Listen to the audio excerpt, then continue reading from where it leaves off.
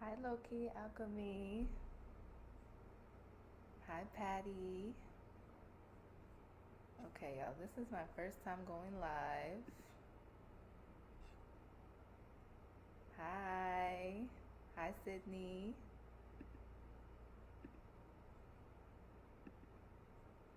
I'm also on Facebook. Hi, everybody.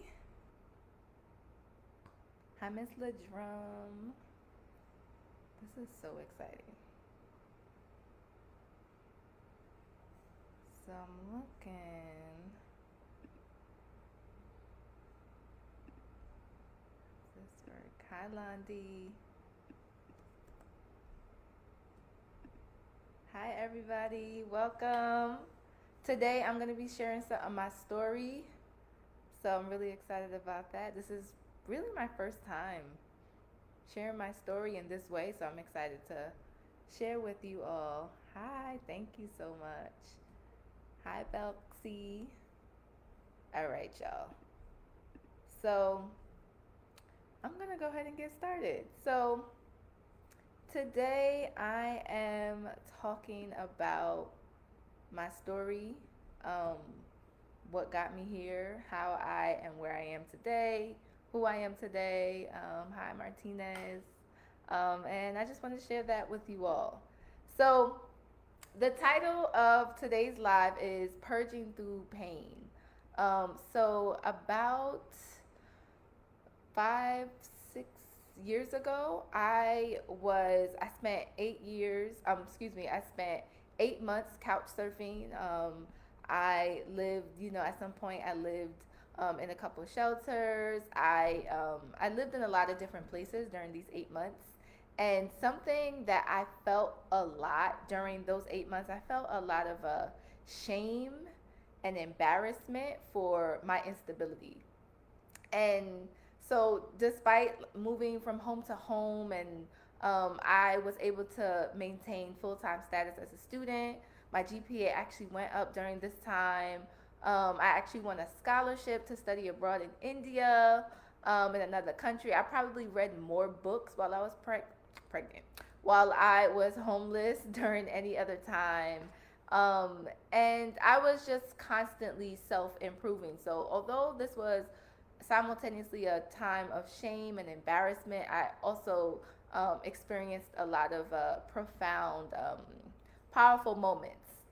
All right, so the year, it was about a year, the 8 months was within a year. It really, what was grounding for me was organization. Organization was something that grounded my whole entire experience, whether it was organizing like my schoolwork, my school assignments, or whether it was organizing the expectations for my caseworker at the shelter that I was staying in, or if it was organizing the spaces that I lived in, um, and keeping them neat and orderly. Organization really grounded me during this time, and I used organization to bring harmony to the chaos of my circumstances. And I did this by centering simplicity. Simplicity was something that really was, it was imperative to my sanity, and it was something that I used. Um, and simplicity really saved my life during this time. And so, because I didn't have a choice. I didn't have a choice but to focus on what was important. And I had to have systems where I filtered out and eliminated what wasn't serving me. Because I had to make a choice. Was I going to be defined by this moment? Was I going to pause my life during this time, or was I going to keep it pushing? And so I had to get really clear on what belonged, what didn't belong. And it was really about self preservation. That was really important to me, because I decided early on that I didn't want to come out of this bitter. and I knew that I was my most valuable resource. So whether that was my time, my energy, I knew that I wanted to preserve that because this was important. This was a tumultuous time, and I needed to maintain my sanity. So the things that I did, in terms of simplifying, right? So like I went to my financial counselor at my school. I was an undergrad at the time.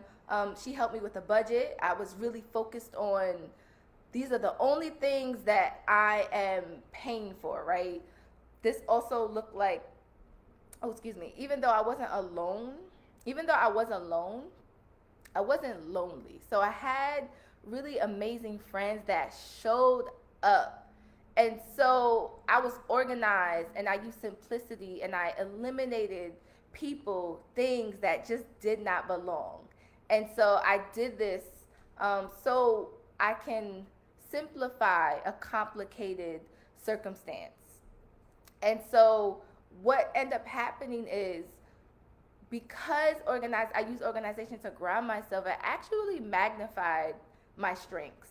Um, and it magnified my strengths because it was a necessity. I had to become more organized. If I was deciding that, okay, I was going to remain a good student, I started working at some point. If I was making this choice to stay, obviously not stay at the level that I was working, but maintain a sense of normalcy, I had to be more organized. Like this wasn't an option, right? So organization has always for me been about removing things that I don't use, that I'm no longer using, and this was a lesson that I really honed in on and really tapped into during this time that I was homeless. And so I was really keen on paying attention to what matters. And I think often I use my extreme circumstance to make a point because I think it still applies to non-extreme circumstances. And I think sometimes we welcome distractions, right? Because distractions help us to procrastinate, and we procrastinate for many different reasons. And so for me, I wanted to tap into the things that I was doing. So even though I was, moving from home to home, I really still wanted to be connected to being a student. I wanted to be connected to my life. I didn't want to be disconnected. So I absolutely had to focus in on things and eliminate the clutter. And so I ended up actually breaking it off with my then boyfriend, who is now my husband, because I didn't have anything to give. There was nothing for me to give, and so these are ways that I just kind of looked at organization as a way, like, how can I organize my life? What do I have control over? And so every single thing that I was working with, whether it was school or students or relationships, romantic, interpersonal, I looked at as if it was serving me at the time. And so I think it was it was what happened is I was taking stock of what was taking up time, space, and energy, and seeing if it actually counted towards something. And so this was really important. And so, I definitely took full responsibility of, my circumstances, right? Like, how did I get there? Because I'm the one who got evicted, right? Like, I believe one of the main lessons for me during my homelessness was really the takeaway was I had to experience that so I can teach organization because I was already organized. But this experience really amplified my organizational skills, and it amplified it. So I was able to really hone in on my skills. And I think one of the lessons that I came with is that I had to go through this. I had to go through this so I can be better at organization. So that's a great question, Dan. So someone asked, Can you please express what serving or not serving you felt like? So this is a great question. So at the time, me and my boyfriend, we were together for a few years. And in a relationship, you have to give certain things. There's certain compromises. Like there's needs that need to be met. Not only my needs, but his needs. And so because I didn't have the bare minimum, I didn't have a stable home. I had to release my relationship because it was not serving me. It couldn't, he couldn't help me at the time. Um, Another example of what wasn't serving me, when I was moving in between homes, I would carry a bag with me of things that I only needed at the time. And so what ended up happening is I only held things with me that were useful.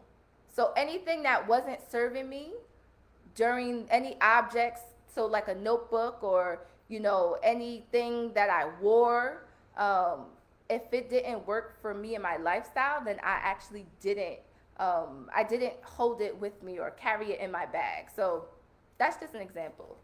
You guys, I have to get a charger because my phone is about to die. So if y'all can give me 1 second.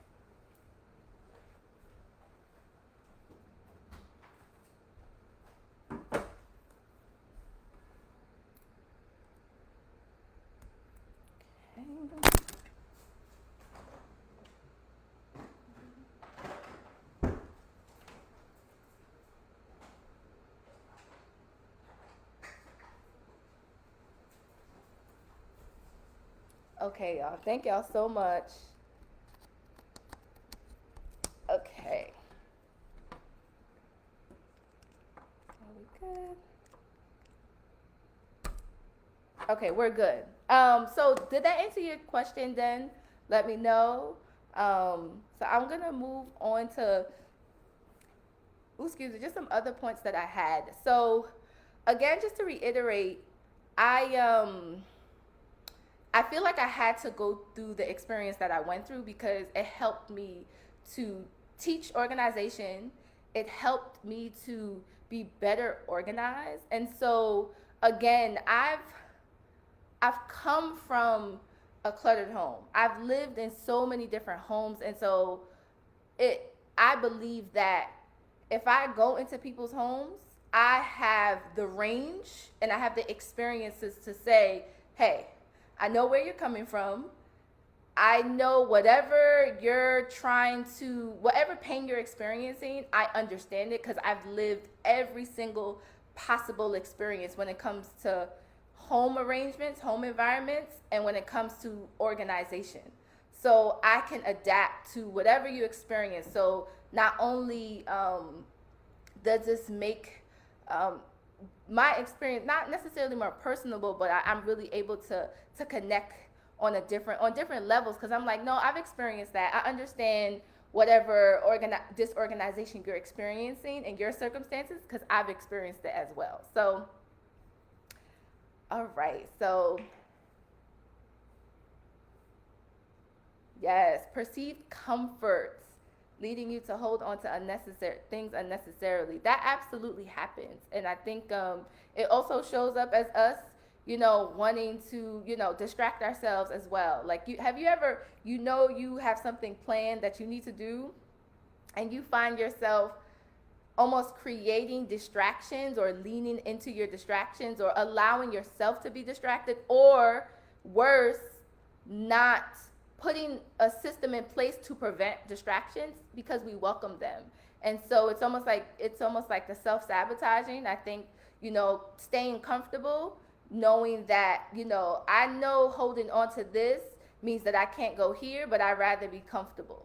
And then you said,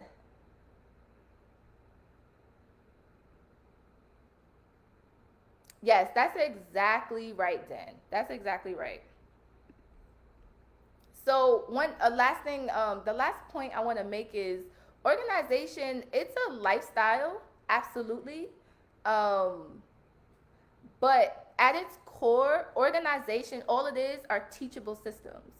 Teachable systems. And you learn these systems, whether it's through experience, whether it's because you're natural. For me, one thing that I learned during my time is that I had to plan, organize, implement. Plan, organize, implement. Plan, organize, implement. When I tell you the level of planning I did and implementation I did, that was a system. The systems that I put in place were non-negotiable, right? Like I had non-negotiable systems that were going to carry me through my circumstances. And so this was important because I knew, it was something bigger than me. I knew for a fact that God was intentionally putting me through this journey. I knew this was intentional, right? And I didn't want to come out of the journey bitter, resentful, or sad. That was super important. And to go back to my earlier point about self-preservation, I was intentionally preserving my space, my energy, my time by eliminating things that didn't serve me, because I knew that I did not want to leave this situation angry, bitter, and sad. That was really important. It was so important to me because sometimes, you go through things that can change you for the worse, and I knew I didn't want this to happen because it was a very painful situation. I'm giving some overview of it, but within that 8 months, so many different things happened. Like I almost got mugged. No, someone tried to mug me. Just crazy stuff. So organization is about, it is a lifestyle, but it's about teachable systems. And so I implemented these systems, and I intentionally put in systems for myself to follow, right? And so because I knew that I needed to feel the pain of my circumstances, right? And for some of you coming on, I'm talking about just my story of me being homeless. I'm definitely okay. I'm okay. This was about 5-6 years ago. I was okay then, and I'm okay now. Thank you for checking in. So for the people that are joining, I'm just talking about the time that I was homeless for 8 months, and I was living in different homes. I was living in different shelters, and I'm just talking about how this time helped me to learn how to purge and be better, how it strengthened my organization skills. So Den, this is a great question. An example of those systems, absolutely.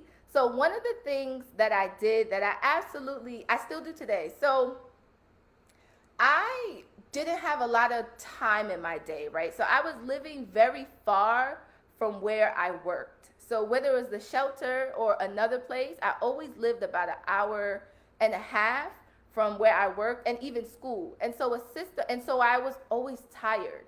I ended up getting a job where I got off at 12 a.m. So I would get home at 2 something. And then I was also going to school. So I had classes. So I was super tired. And if you've ever,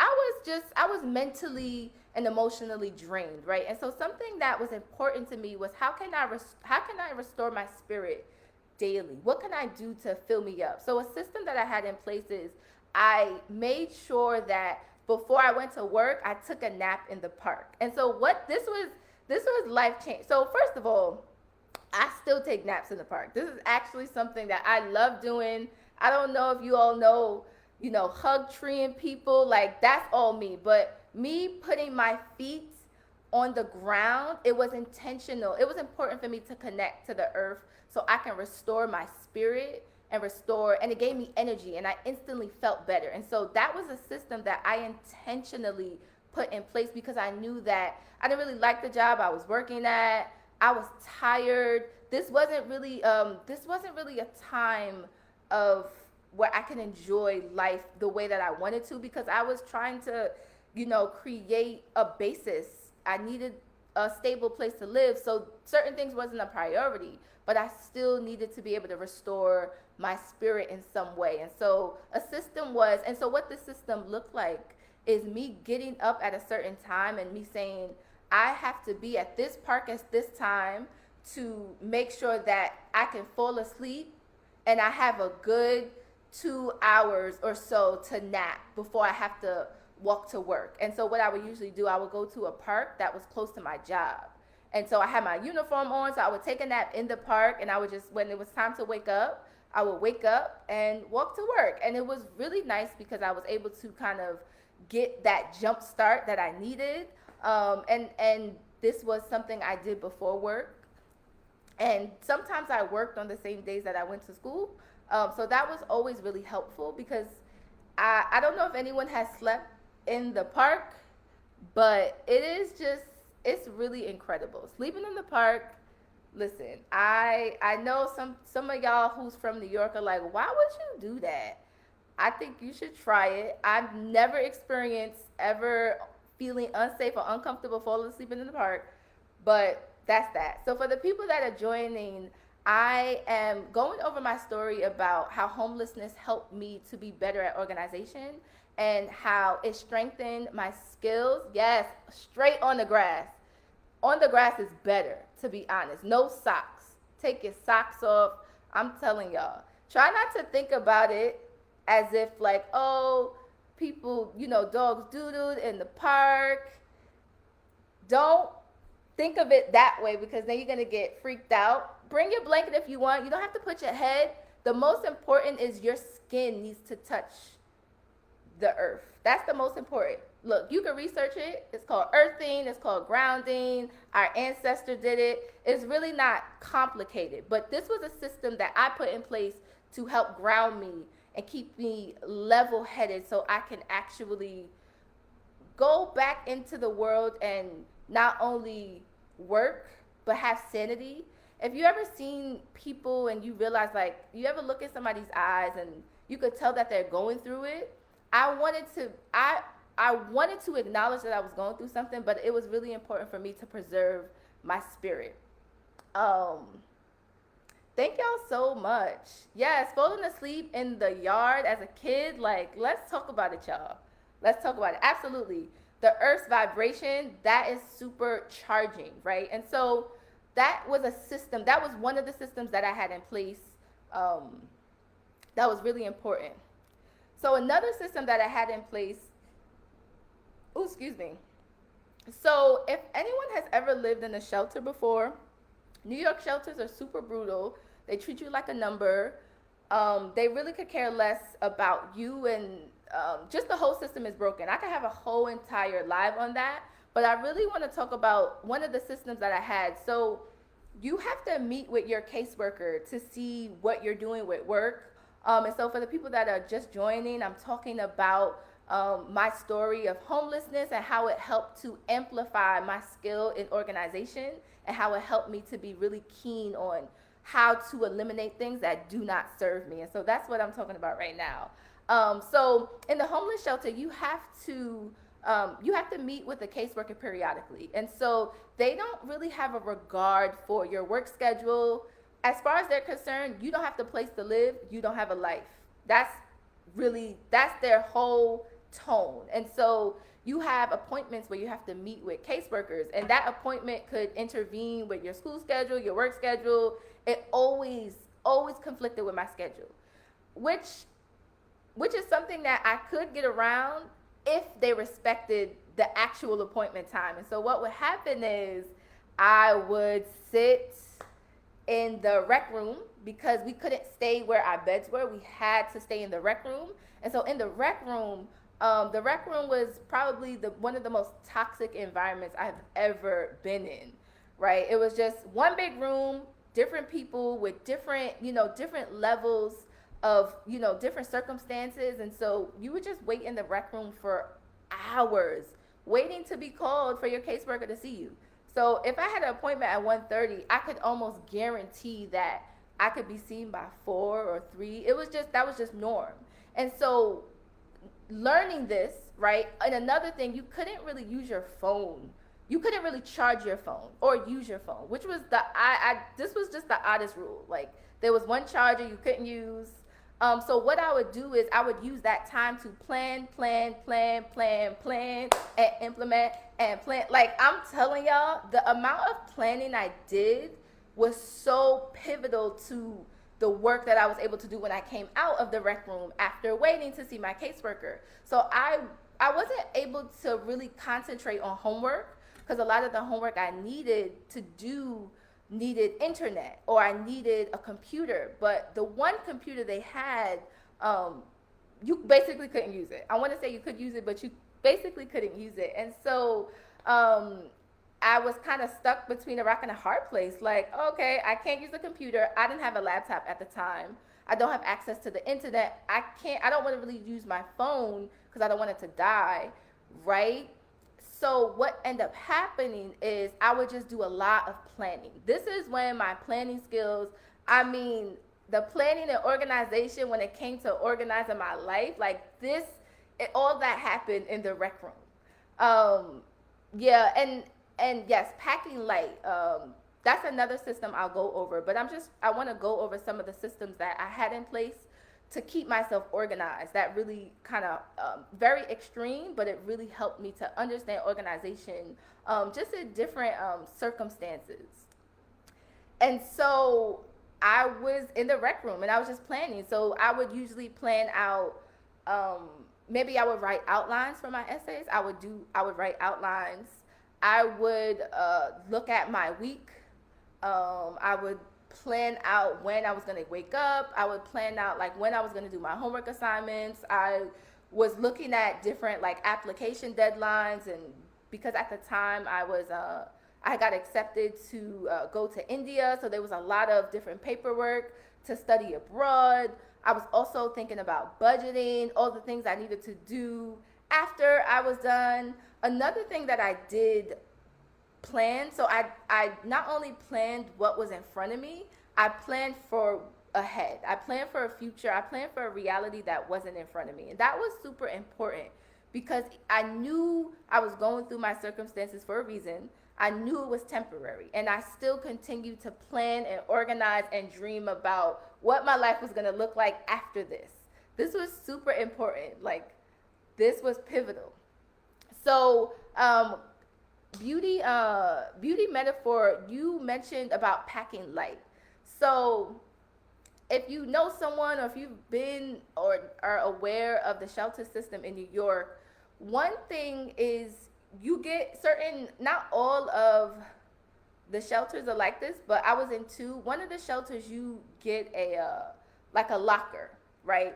And so one of the shelters I was in, I shared a room with about 11 or 15 women. And so I had a locker.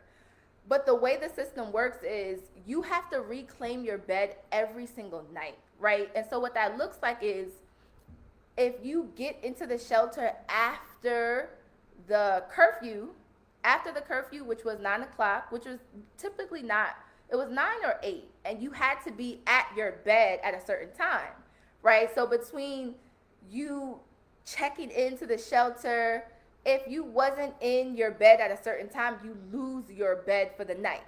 And so the idea of packing light meant that you always had to be ready for your shit to be thrown out. And so for me, what that looked like is like, okay, I don't want to get too comfortable. And I always want to be kind of on my toes and know that I'm still liable to lose my bed because I work after 12. You know, I get off at 12 a.m. So I would have to check in with my caseworker, but sometimes they were not flexible at all.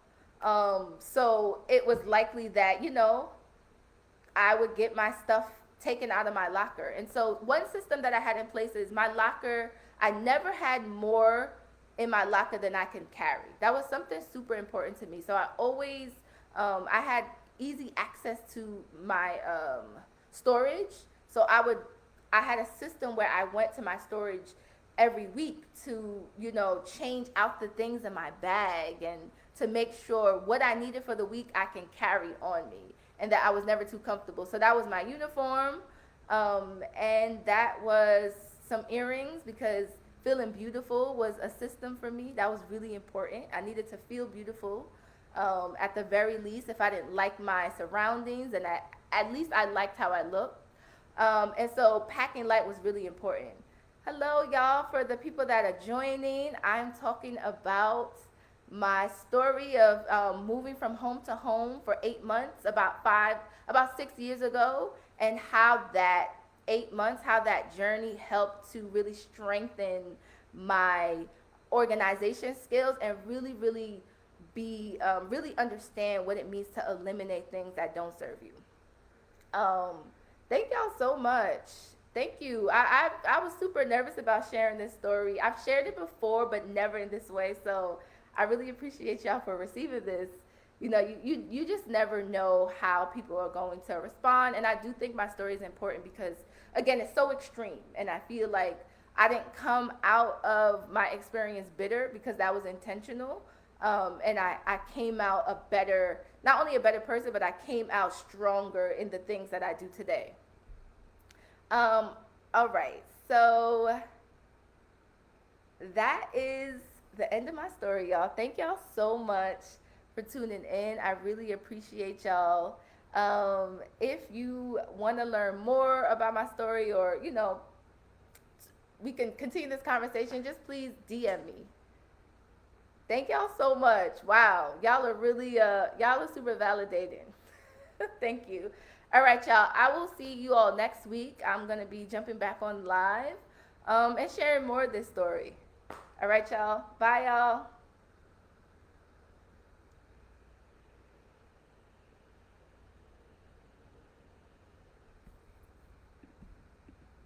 Thank y'all so much for watching. I really appreciate y'all. All right. Bye.